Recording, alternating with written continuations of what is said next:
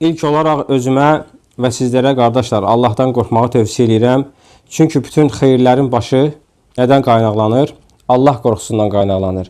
Və bütün fitnənin, fəsadın, şərin başı da Allahdan uzaq düşməkdən qaynaqlanır. Əziz qardaşlar, dinimiz bizə hər zaman, hər halımızda səhər axşam zikirlərini etməyi tövsiyə etmişdir. Və bugün də bu zikirlərdən birinin üzərində dayanacağıq. Peyğəmbər sallallahu aleyhi ve sellem dualarında keçir ki, və bu dua da səhər axşam zikirlərinin içərisində daxil edilmişdir. Allahümmə inni əuzu bikə minəl aczi vəl kəsəl. Ey Rəbbim, mən tənbəllikdən və acizlikdən sənə sığınıram. Əslində bu dua uzun və müxtəlif mənaları özündə birləşdirən əzəmətli bir duadır. Peyğəmbər sallallahu aleyhi ve sellemin Peyğəmbər bu duasında tənbəllik və acizliyi bir yerdə yanaşı qeyd edir.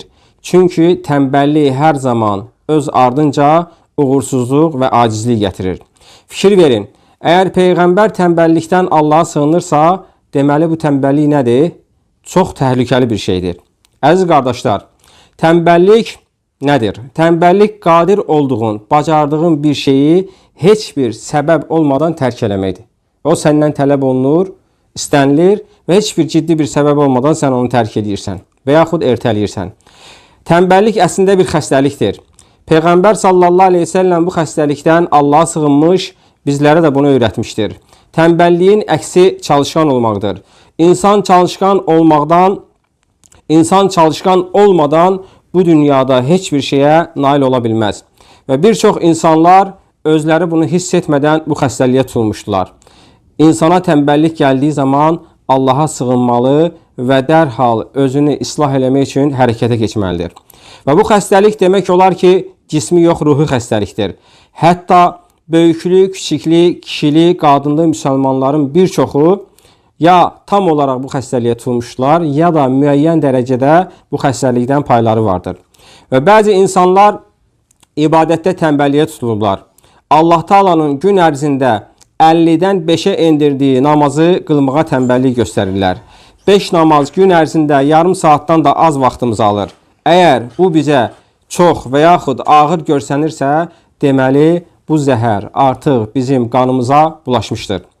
Həmçinin imkan olduğu halda ildə bir ay Ramazan orucu, ildə bir dəfə edilən həcc ziyarətini etməkdə əgər tənbəllik çəkiriksə, deməli bizim bu xəstəlikdən payımız var.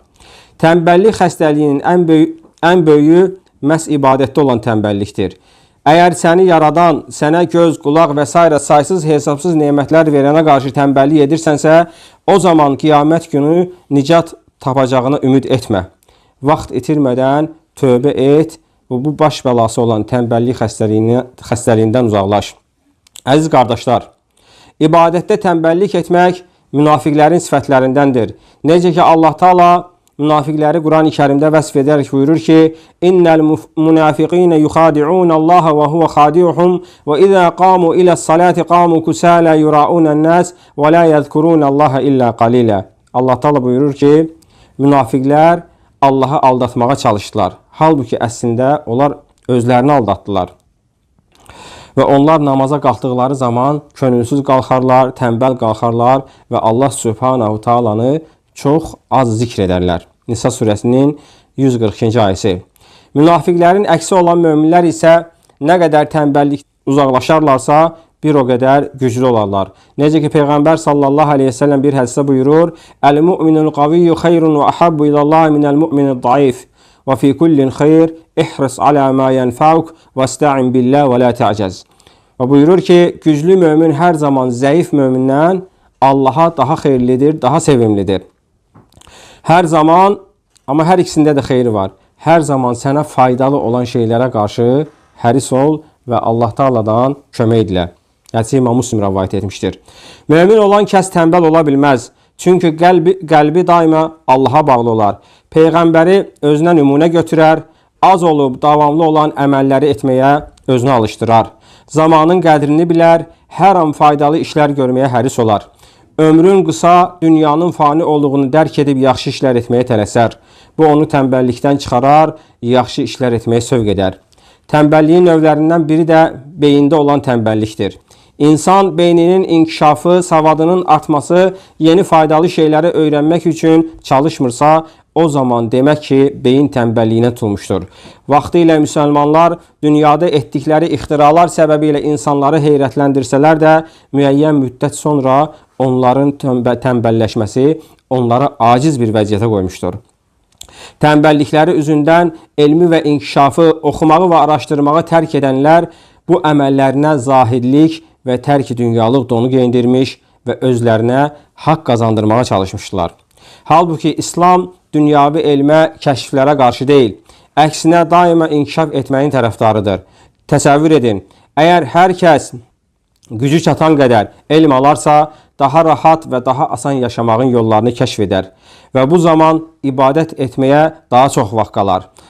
Ağlı düşüncəsi çörək qazanmağın yanında qalmaz. İnsanın ruhusu rahat yolla gələndə öz ibadətini hər zaman rahat şəkildə yerinə yetirir. Etdiyimiz ibadətin bioqrafiyasına baxanda sanki Allah Taala bizə bir mesaj verir. Ey qulum, oturma, daima hərəkətdə ol, işlə. 5 vaxt namazın bizə fərz olması insanı çox yatmaqdan ayırır. Əgər namaz bir vaxt olsaydı, insan tənbəl insan nə edərdi? Bir dəfəyə hamısını qılardı və yatardı. Nə qədər yorğunluq və tənbəllik olsa da, insan məcbur ayağa qalxaraq namazlarını qılmalıdır. Bu da onu yuxudan uzaqlaşdırır. Həmçinin at sürmək, üzmək, ox atmaq və s. idman hərəkətlərinin sünnə olması da fiziki olaraq müsəlmanları tənbəllikdən uzaqlaşdırır. Peyğəmbər sallallahu aleyhi və səlləm öz işini daimən özü görməsi, başqasına buyruq etməyin bəyənilməməsi də tənbəlliyin aradan götürülməsi üçündür. Kişiyə ailəni yaxşı dolandırmasının vacib olması, qadın və kişi vəzifələrinin bölüşdürülməsi də bu qismdəndir, bu qəbildəndir. Hətta kişinin ev işlərində yoldaşına kömək etməyin icazəli olması və yaxud sünnə olması, məsələn, yemək pişirə bilirsə yemək, çay qoya bilirsə çay, qab yuya bilirsə qab və yaxud digər təmizlik işlərində evdə öz ailəsinə kömək eləməsi nədir? Sünnətdir. Çox doğan qadının təriflənməsi hədislərdə, bunun sirri də qadının tənbəl olmamağa çağırmaqdır. Və bugünkü qadınlarının az doğmaqlarının əsas səbəbi tənbəllikdir. Çünki nəticə etibarilə çoxlu paltar yumaq, çoxlu yemək pişirmək, çoxlu yorulmaq və çoxlu nədir? Yuxusuz qalmaq var. Təmizliyin imandan olması da qadını tənbəllik etməməyə çağıran İslami nəsihətlərdəndir. Qüsul almaq, daima vücudun təmizliyinə önəm vermək də insanı özünə qarşı diqqətli olmağa çağırır ki, bu da bir növ tənbəlliyin nədir? Qarşısını alır. Əgər insan bütün bunlara ixlasla əməl edərsə, yəqin ki, onda tənbəllik qalmaz. Tarix boyu imanlı müsəlmanların qələbə çalmasına səbəb döyüş zamanı dözümləri, dirənmələri, bugünün işini sabaha, səhərin işini axşama saxlamamaları olmuşdur. Tənbəllik və tənbəllikdən doğan acizlik, iradəsizlik, dözümlük isə hər zaman insanları enişə, tənəzzülə və məğlubiyyətə sürükləmişdir. Tənbəllik edib oxumadılar ki, elm sahibi olsunlar. Oxumadılar ki, imanları və dirayətləri, iradələri, dirənc və dözümləri artsın. Gecə namazları, nafilə orucları, sədəqələri, tavafları artsın. Allahla bağları güclənsin. Tənbəl insan heç vaxt imanın şirinliyini dada bilməz. Bəlli bir mərhələyə qədər də iman gətirsə də, amma imanın şirinliyin heç vaxt dada bilməz. Həmçinin Quranı əzbərləyib hafizəni qüvvətləndirməkdə fiziki hərəkətin çox böyük rolu var. Beləliklə tənbəllikdən qurtulmaq, Quranı hifz etməyi insana neyir? Asanlaşdırır. Əziz müsəlmanlar, elm öyrənmək beynin idmanıdır. Əgər bizlər İslamın dediyi tərzdə ibadətlərimizi doğru düzgün ediriksə, bununla yanaşı sünnəyə əməl olaraq idmanla da məşğul olarıqsa, fiziki tənbəllikdən, demək olar ki, zahirən tənbəllikdən uzaqlaşmış olarıq. Əgər bizlər İslamın dediyi tərzdə hər gün namazlarımızda ixlasla dua edəriksə, əlavə olaraq Quran oxuyub əzbərləyəriksə, bu da beynimizi tənbəllikdən qurtarar. Beləcə dünya bizi faydasız işlərlə məşğul etməz. Bu bizi digər günahlara düşməkdən də qoruyar. Necə ki, sələflər gətirir, işləmək insanı 3 cür bəladan xilas edir.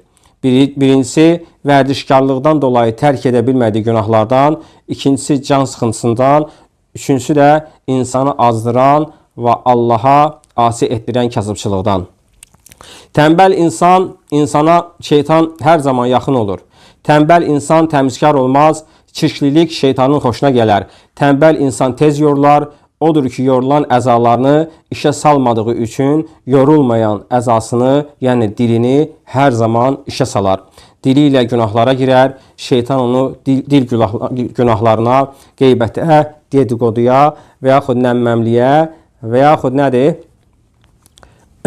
Özünü yalandan müdafiə eləmək kimi yalanın bəzi növlərinə salar. Tənbəl insan beynini faydalı elmə çalışdırmaz. Şeytan beyninə bekarçılıqdan faydasız fikirlər salar, beləcə qəlbi dəyişər və yaxşı insan olmaq çərçivəsindən yavaş-yavaş uzaqlaşar. Əziz müsəlmanlar, həmçinin övladlarınızı hər işdə çalışqan olmağa həvəsləndirin. Çalışqan olmağı təbliğ edin. Həmçinin bunu özünüz də tətbiq edin. Tənbəllik insanı elmdən, ibadətdən, savabdan, ruzidən və s. digər faydalı işlərdən uzaqlaşdırır. Bütün bəşəriyyət üçün nümunə olan Peyğəmbər sallallahu aleyhi və səlləmin həyatını oxuyun. Onun gecə-gündüz necə çalışqan olmasına baxın. Peyğəmbərlə sallallahu aleyhi və səlləmlə eyni dövrdə yaşamış səhabələrin həyatını oxuyun. Onların necə çalışqan olduqlarına baxın. Müsəlmanlar nə qədər Peyğəmbər sallallahu aleyhi və səlləmin yolundan uzaq düşdülərsə, bir o qədər də ibadətə tənbəlləşdilər. Və nə qədər dünya elmlərini tərk etdilər, bir o qədər də dünyavi elmlərdən özlərini məhrum elədilər. Müsəlman daima hərəkətdə olmalı, beyni və bədəni ilə çalışqan olmalıdır. Su nə qədər hərəkətdə olarsa, təmiz qalar. Nə qədər yerində durarsa, neyniyər? Xarab olar, iylənər, içi yosunlaşar. Xüsusən də cavanlar daha çox tənbəllikdən uzaq olmağa çalışmalıdırlar.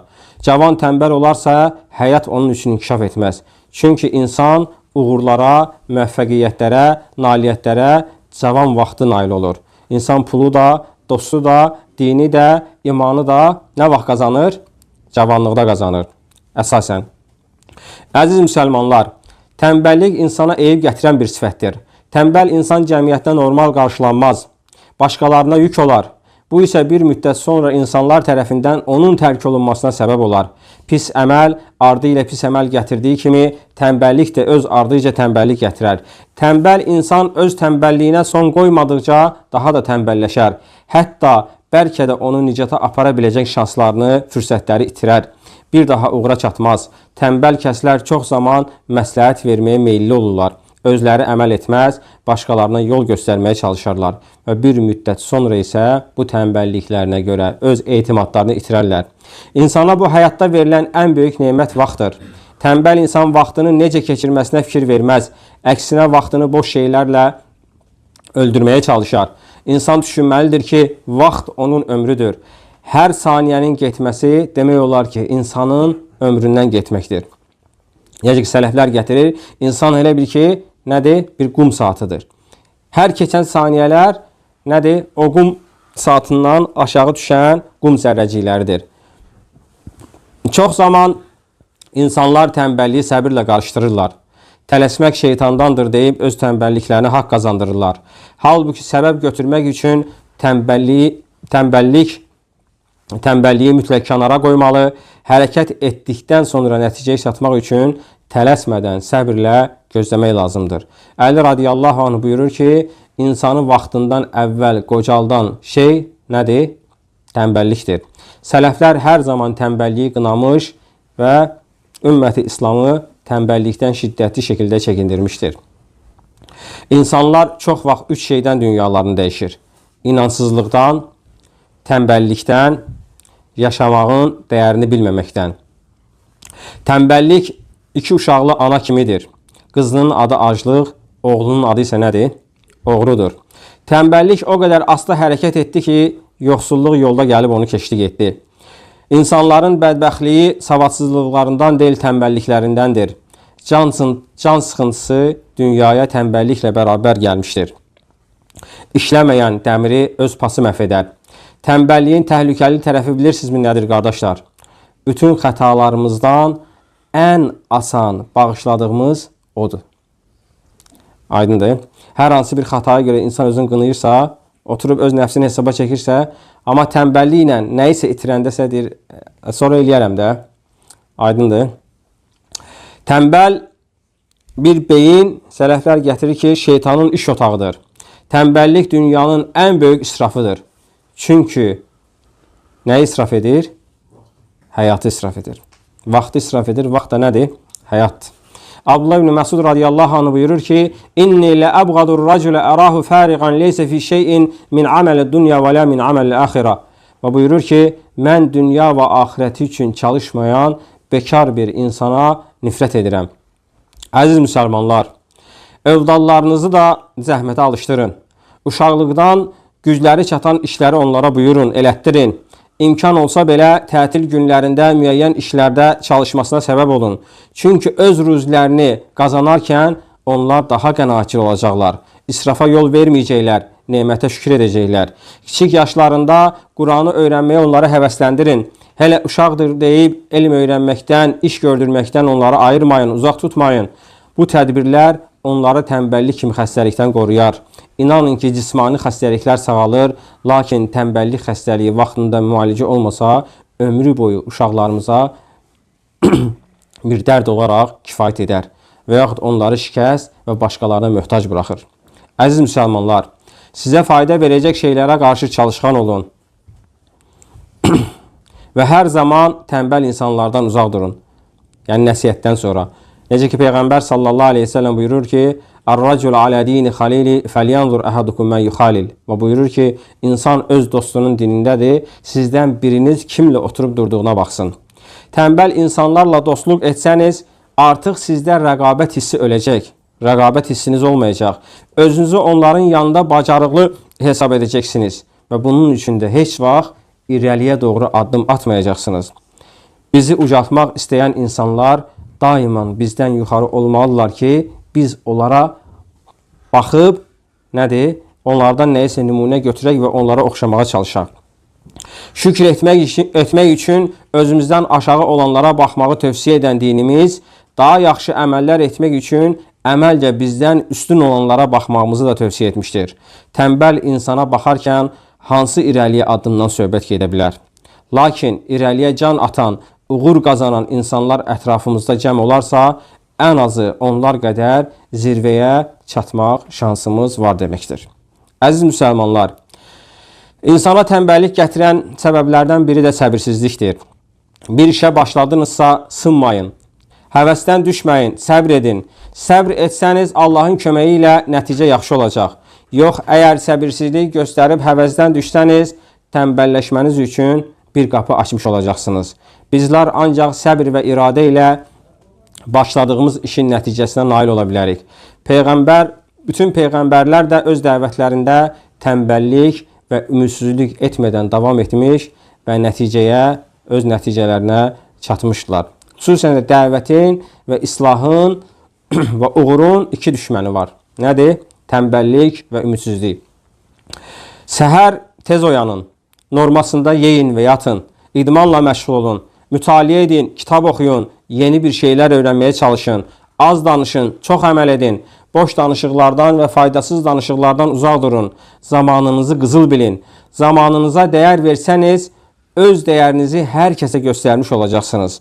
Tənbəllikdən, acizlikdən Allaha sığınmaq üçün hər zaman dua edin. Uğura çatmış insanların həyatını oxuyun. Hədəflərinizi bacardığınız səviyyədə seçin. Az və davamlı əməllərlə irəliləyin. Quranı tərk etməyin ki, dünya sizi məğlub edib başınızı gicəlləndirməsin.